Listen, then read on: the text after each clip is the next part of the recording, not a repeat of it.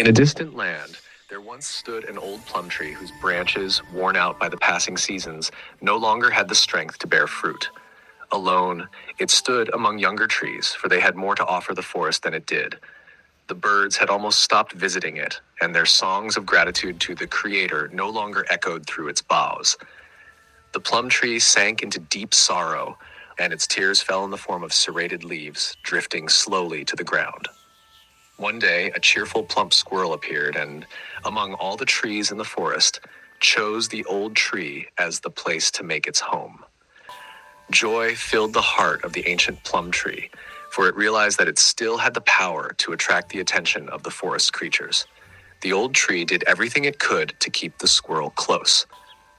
In the squirrel's favorite spot, it gathered its last reserves of strength to grow the greenest leaves and the most beautiful fruit.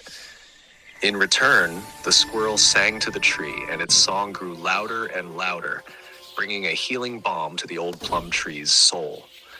The squirrel was happy, and when the birds and other animals saw the tree bloom again, they filled its branches and sang the song of the angel who watches over all trees. But the old tree could not continue like this for long, and eventually most of its leaves withered and fell. The squirrel could not remain on a bare tree, yet out of love for the old plum tree, it stayed by its side. People passing by looked on in amazement at the squirrel that had chosen to live on a barren tree. In a final effort, born of its love for the squirrel, the old tree caused a single plum to grow on one of its branches, immense in size and sweeter than honey. The squirrel wept and held the old plum tree in its arms on its final day.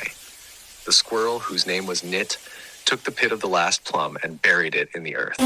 Slowly, very slowly, a new tree began to sprout, carrying within it the same soul as that of the old tree.